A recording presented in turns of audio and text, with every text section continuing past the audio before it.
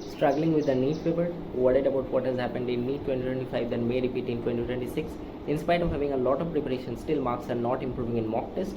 Here's a strategy. Hey everyone, this is Krishnendu, currently a first professional MBBS student. In this video, I am going to share the best paper attempting strategy which I have used in my 2 years of NEET preparation and cracked NEET 2025 in my first attempt. I have broken down the entire strategy into 5 steps. Step 1. Solve paper in rounds. जब भी हमारे पास paper रहेगा तो हमको पूरे paper को 3 round में divide करना है. Round 1, round 2, round 3. And round 1 will be for easy questions, round 2 for moderate and time taking questions and round 3 for tough question. Round 1 में सारे हम वो क्वेश्चन करेंगे जिसमें क्वेश्चन पढ़ेंगे, आंसर और ऑप्शन पढ़ेंगे, फिर हम डायरेक्ट आंसर को टिक कर पाएंगे, देख के आंसर आएगा. सेकेंड राउंड में हम वो क्वेश्चन करेंगे जो थोड़ा टाइम टेकिंग होगा, जो थोड़ा सा हमें लगे कि नहीं इसको सॉल्व करना है, कैलकुलेटिव है, उसको हम सेकेंड राउंड में करेंगे.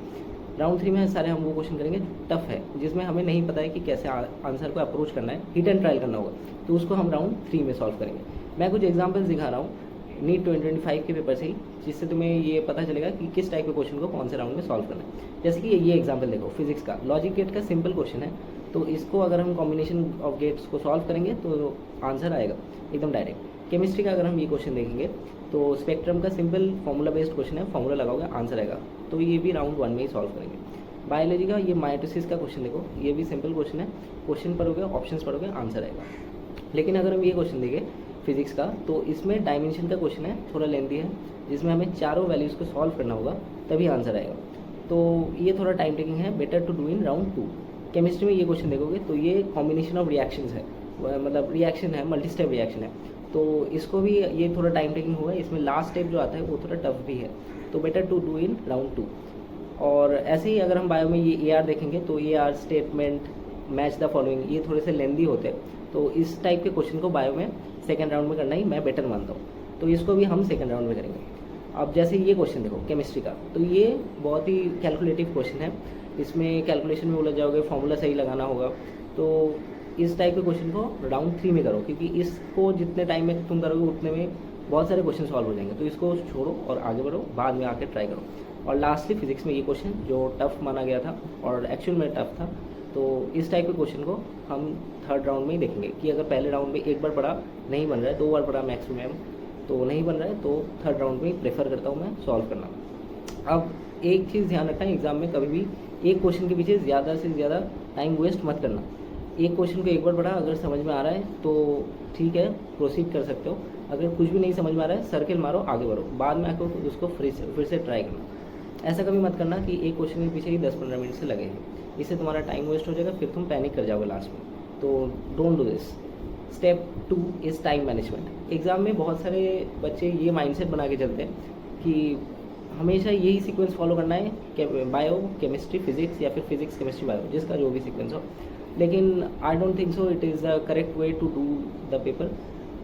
ये बेटर है कि तुम एग्ज़ाम में जाओ, वहाँ पे पूरा पेपर पहले देखो, पहले ही पेपर आते ही पूरा पेपर देख लिया करो कि कैसे कैसे क्वेश्चन आए, कितने मैच द फॉलोइंग, कितने AR, कितने स्टेटमेंट बेस्ड, कैसे क्वेश्चंस फ्रेमिंग किया गया है, उसके ऊपर ये देखो कि किसको पहले सॉल्व करना चाहिए. जैसे नीट 2025 का अगर हम पेपर देखें तो उसमें फिजिक्स बहुत टफ था, बायो बहुत लेंदी था, केमिस्ट्री वॉज कंपेरेटिवली ईजियर, तो better to start with chemistry.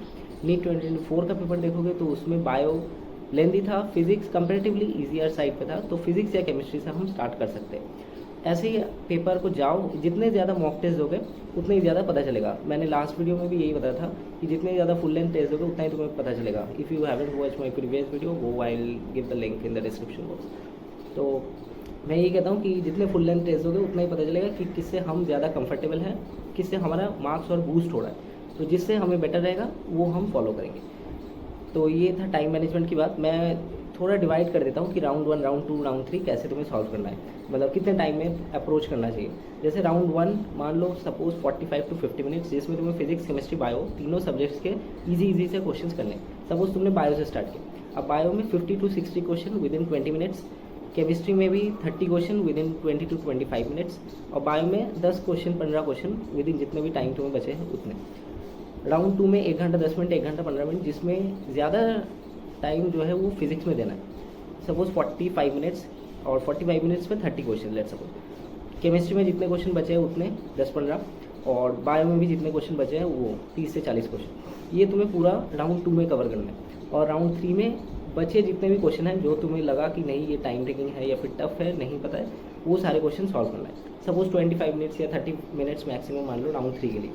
Exam में 15 to 20 मिनट्स तुम OMR फिलिंग करोगे, इतना मान के चलना, और 10 to 15 मिनट्स एग्जाम डिस्टर्बेंस के लिए छोड़ देना। नीट में जब जाओगे तो देखना जो एग्जामिनर होगा वो तुम्हें बार बार आएगा, कहीं पे साइन करेगा, 4 जगह साइन करेगा, वो तुम्हें 4 जगह साइन कराएगा। एक बार वो स्टैम्प लगाने आएंगे कोई, एक बार वो फोटोग्राफर आएगा तो ऐसे एक बार देखना होता है, बस 1 सेकंड का काम होता है।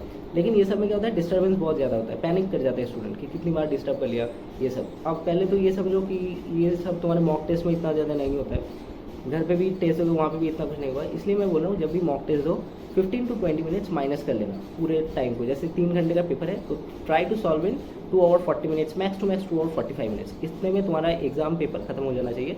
नहीं होता है तो जितने क्वेश्चन होते हैं उतने में ही सबमिट कर दो, क्योंकि उससे ज़्यादा टाइम नीट में नहीं मिलेगा, फिर तुम वहाँ जाकर पैनिक कर जाओगे। तो इतने में ही कंप्लीट करने की कोशिश करो। Step 3 is OMR filling. अब OMR फिलिंग का जो सही तरीका, जो बेस्ट मैं मानता था, मेरे टाइम पे मैंने कर चुका हूँ, बहुत सारे एक्सपेरिमेंट मैंने किए थे OMR फिलिंग के, तो जो मुझे बेस्ट लगा मैं वो बताता हूँ। राउंड वाइज जैसे तुम पेपर सॉल्व कर रहे हो वैसे ही OMR को भी फिल करना है। राउंड 1 तुमने किया, बायो किया, केमिस्ट्री किया, फिजिक्स किया। अब बायो के मान लो 50 क्वेश्चन किए, 60 क्वेश्चन किए, उसका OMR भरो। केमिस्ट्री में तुमने 30 क्वेश्चन किए, 20 क्वेश्चन किए, जितने भी किए उसको OMR भरो। फिजिक्स में 10 क्वेश्चन किए, उसको OMR भरो। ऐसे ही राउंड 2 कंप्लीट करो, राउंड 2 में उसका OMR भरो। ऐसे करते जाना है। मेजॉरिटी स्टूडेंट्स जो करते थे वो मैंने देखा है कि वो क्या करते, पूरे पेपर को पहले सॉल्व कर लेते, बायो, केमिस्ट्री, फिजिक्स, फिर जाके उनका OMR भरते। ये तरीका तब तक सही था जब तक हमारे पास 3 hour 20 मिनट्स था, लेकिन हमारे पास अब वापस वही 3 hour है, तो ये तरीका सही नहीं है। लास्ट में जाके नीट में अगर ये करने जाओगे तो पैनिक कर जाओगे, क्योंकि लास्ट में वो लास्ट टाइम हरी हो जाता है, रश होता है बहुत ज़्यादा कि क्वेश्चन भी बचे हैं, OMR भी फिल करना है, तो पैनिक कर जाते हैं उसमें।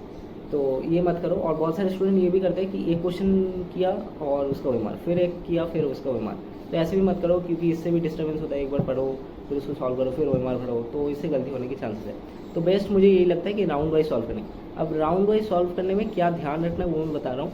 जैसे कि तुमने मान लो क्वेश्चन सॉल्व किया, क्वेश्चन नंबर 1 2 3 4, 5th वाले क्वेश्चन को तुमने छोड़ा, जो भी हो तुम्हारा टाइम टेकिंग लगा हो या फिर अभी ध्यान नहीं आ रहा है, फिर 6 7 8 9 ऐसे तुम करते रहिए। तो वो 5th वाले का क्वेश्चन का जब OMR भरोगे तो वो बहुत ध्यान से छोड़ना है तुम्हें, कि 5th वाले का छोड़ना है, क्योंकि वो तुम पहले 4 भरोगे OMR, फिर 5th वाला छोड़ना है, फिर 6 7 8 9, तो ये थोड़ा ध्यान रखना।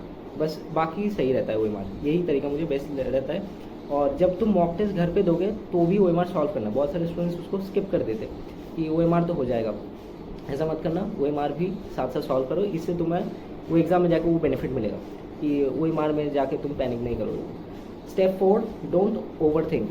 एग्ज़ाम में क्वेश्चन पढ़ते ही जो आंसर तुम्हारे दिमाग में सबसे पहले हिट करेगा वही तुम्हारा सही आंसर होगा। क्वेश्चन पढ़ा, चारों ऑप्शन पढ़े, जो आंसर तुम्हें सही लगे उसको टिक करो, उस क्वेश्चन के ऊपर दोबारा देखना भी नहीं है। हाँ, ऐसा अगर है कि 2 ऑप्शन में से तुम्हें डाउट है तो कोई बात नहीं, सर्किल करो, आगे बढ़ो। उन 2 ऑप्शन के ऊपर ऐसे डॉट लगा दो कि इन दोनों में से मुझे डाउट है, बाद में आके उसको चेक कर लेना। लेकिन ऐसा कभी मत करना कि ये क्वेश्चन को कॉन्फिडेंटली तुमने टिक लगाया, फिर दोबारा जब OMR फिलिंग कर रहे हो तब क्वेश्चन के ऊपर देख रहे हो और लग रहा है ये गलत है, फिर तुमने वो काट के आंसर चेंज कर दिया। ऐसा मत करना।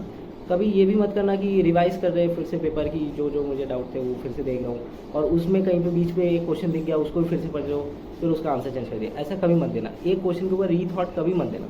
एक क्वेश्चन में जो तुम्हारा फर्स्ट आंसर हिट करेगा माइंड में वही तुम्हारा सही आंसर होगा और वही करना है। जनरली ऐसे गलत होता है, AR के क्वेश्चन में हो जाता है, लेकिन और कहीं पे भी हो सकता है, तो ऐसा मत करना। बायो में या फिर जो थियोरिटिकल अलग जो सब्जेक्ट है इनऑर्गेनिक ऑर्गेनिक, तो उसमें हम जो तुक्का लगाते, तो तुक्का लगाने का एक तो स्ट्रैटेजी ये है कि 4 क्वेश्चन तुक्का लगाऊंगा, एक सही होगा तो 1 मार्क्स का मेरा बेनिफिट है। हाँ, 1 मार्क्स का बेनिफिट है, लेकिन इससे तुम्हारे अंदर एक फॉल्स इमेज क्रिएट हो जाएगा कि क्योंकि मार्क्स बढ़ जाएंगे कि मुझे आता है, उसका एनालिसिस नहीं करोगे घर जाकर, तो इससे तुम्हारा लॉस होगा। तो बेटर मैं ये करूँगा, पहले तो ये मत करो।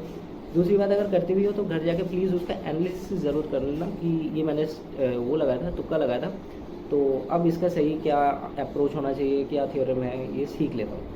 ठीक है, तो तुक्का ये ऐसे मत करो। और तुक्का अगर 2 ऑप्शन में से डाउट है तो लगा सकते हो कि हाँ 2 ऑप्शन मुझे कोई डाउट है, और मैंने कहीं पे लेक्चर्स में क्लासेस में सुना होगा या फिर बुक्स में पढ़ा होगा, कहीं पे देखा होगा, लग रहा है ऐसा, मेरा गट फीलिंग कह रहा है कि नहीं ये सही आंसर होना चाहिए, तो फिर लगा सकते हो। इससे तुम्हें एक तो ये भी पता चलेगा कि तुम्हारा जो गट फीलिंग है वो सही बोलता है या गलत बोलता है। जैसे तुमने एक क्वेश्चन, मान लो 2 ऑप्शन में से डाउट था और एक तुमने तुक्का लगाया और वो सही चला गया, ऐसे तुमने कई बार कर लिया, 4-5 टेस्ट में कर लिए या फिर 10 टेस्ट में कर लिए कि ज़्यादातर सही होता है, तो तुम्हें कम से कम ये कॉन्फिडेंस रहेगा कि नहीं मैं जो सोचता हूँ वो सही सोचता हूँ। और अगर गलत होता है तो ये भी पता चलेगा कि नहीं मैं जो सोचता हूँ गलत होता है, अगर तुक्का लगाने का वो टाइम है। तो ये मैंने कुछ तुक्का लगाने का स्ट्रैटेजी बताया कि कैसे क्या करना है, कैसे नहीं करना है।